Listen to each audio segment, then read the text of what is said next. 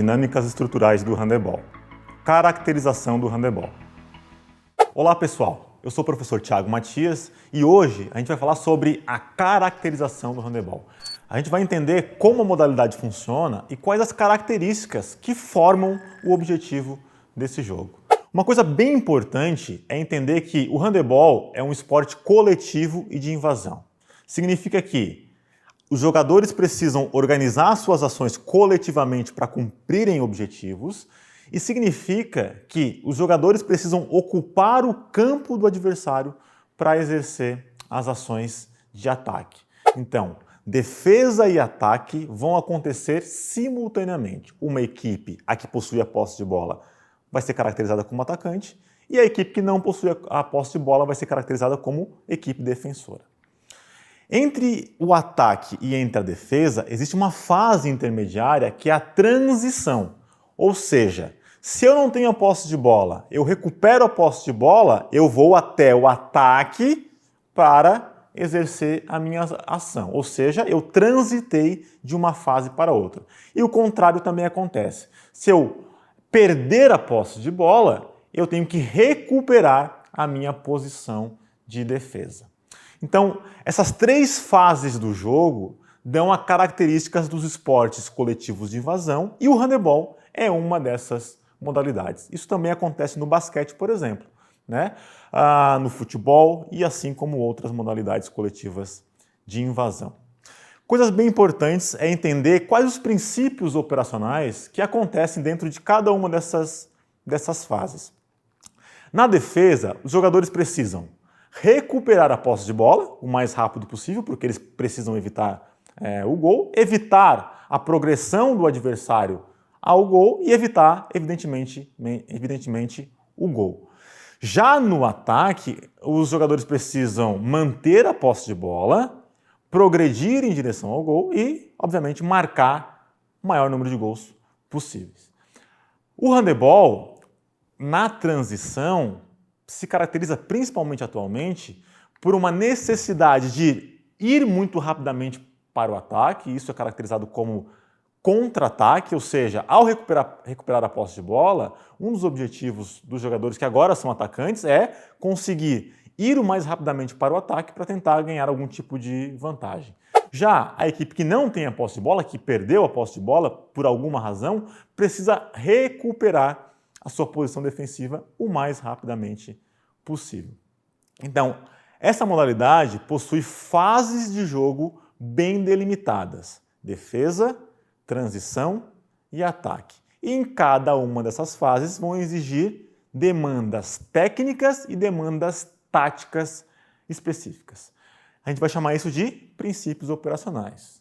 Progredir em direção ao gol, manter a posse de bola e fazer o gol para o ataque, tentar recuperar a posse de bola, evitar a progressão do adversário, evitar o gol para o defesa, realizar contra-ataques, que é ir da defesa para o ataque, e recuperar a posição defensiva, caracterizam a fase de transição. Para realizar esse entendimento de princípios operacionais, é importante a gente ter muito claro dois conceitos que vai permear todo o curso de vocês, que é o conceito de tática e o conceito de técnica. Então, a tática sempre vai se referir às questões de ordem de planejamento, questões que envolvem percepções, tomadas de decisão e passa pela elaboração cognitiva. Então, a tática passa pelo planejamento e decisão daquilo que vai ser feito durante o jogo. A tática pode ser tanto individual, aquilo que eu, enquanto jogador, preciso fazer, quanto o meu grupo, a minha equipe, vai fazer ou vai realizar coletivamente. Já a técnica está no âmbito executivo, é aquilo que eu vou executar a partir das minhas habilidades motoras. Então, enquanto a tática está no âmbito perceptivo, cognitivo, a técnica seria uma dimensão mais procedimental, executiva e está relacionada com as minhas habilidades motoras. Então, a organização de várias habilidades motoras vão gerar aí técnicas mais complexas. Tome nota, tática e técnica não funcionam separadas. Uma boa tomada de decisão, sem a capacidade do jogador conseguir organizar o corpo para legitimar uma possível vantagem, é pouco produtiva. O contrário também é verdade. Se um jogador que observou um espaço na defesa e não conseguiu aproveitar tecnicamente desse espaço, fazendo uma boa passada e um bom arremesso, essa vantagem tática pode ser perdida. Bom, como que os jogadores são distribuídos na quadra de jogo? Então a gente vai mostrar a distribuição dos jogadores tanto no ataque como na defesa. Jogam simultaneamente esse jogo 7 jogadores. Um desses vai ser designado como goleiro e outros 6 jogadores são jogadores de linha, que a gente chama. No ataque, de maneira geral, esses jogadores vão estar distribuídos em 2 linhas ofensivas. Então, na primeira linha ofensiva, a gente tem o que a gente chama de armadores. Eu tenho o armador esquerdo, né? Essa orientação esquerda e direita, ela está condicionada pelo ataque, então o armador esquerdo, e no outro lado eu tenho o armador direito, e esse jogador na primeira linha mais centralizado é chamado de armador central, então um conjunto de 3 armadores.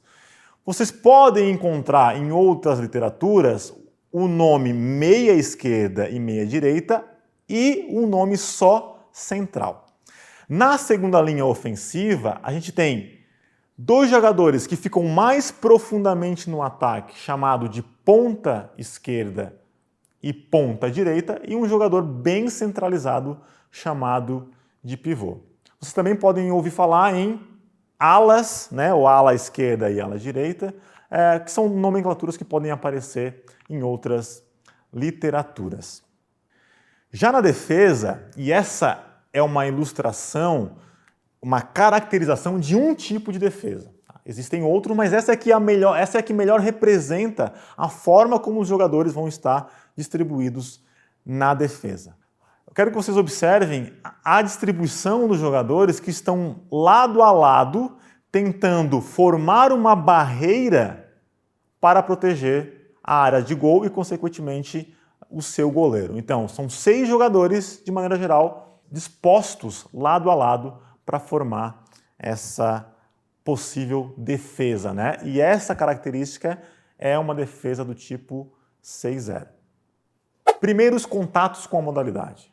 O que eu preciso perguntar e o que eu preciso responder para aquele aluno, para aquela criança que está tendo a sua primeira experiência com o handebol? É importante lembrar que nem sempre os iniciantes carregam experiências prévias com o handebol e muitos deles não conhecem a modalidade.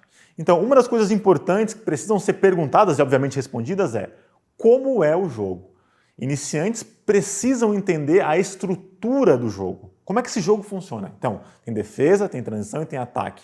Como é que eu faço isso? Eu coloco eles diante de situações que o jogo aconteça.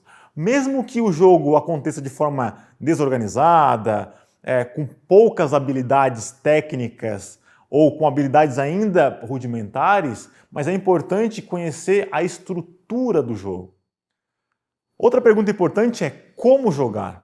Quais as coisas básicas que precisam ser feitas? Por exemplo, ao ter a posse de bola, o jogador precisa ir até o ataque, né, para tentar o gol. Ao perder a posse de bola, os jogadores precisam retornar à sua quadra de defesa.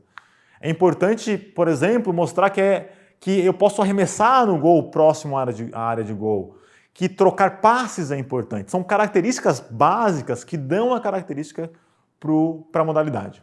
E como fazer, né? Ou seja, nos estágios mais avançados, após a entender como é que o jogo funciona, a entender como jogar, é importante saber como fazer essas ações, como executar essas ações. Então são perguntas que vocês podem pensar sempre que iniciar a formação, o aprendizado com o handebol.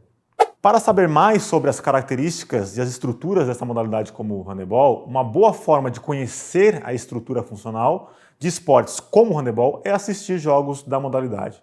Existe uma infinidade de plataformas digitais que disponibilizam vídeos de partidas na íntegra.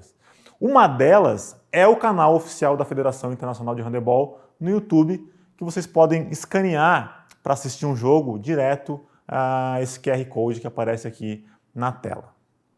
Concluindo, compreender as fases do jogo e os princípios operacionais é fundamental logo nos primeiros contatos com a modalidade. Então, saber, por exemplo, o que precisa ser feito na defesa, na transição e no ataque são demandas importantes para quem vai trabalhar com handebol.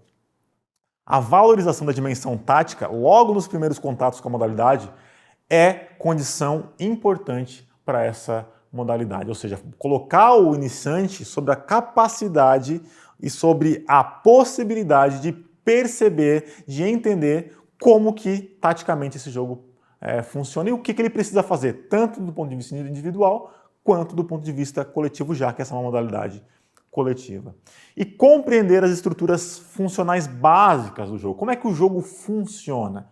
No ataque, o que eu preciso fazer para que eu consiga alguma vantagem para marcar o gol? E na defesa, como é que eu evito que esse gol aconteça? São elementos que precisam ser considerados sempre que eu iniciar os estudos com o handebol. Desejo para vocês ótimos estudos e até logo!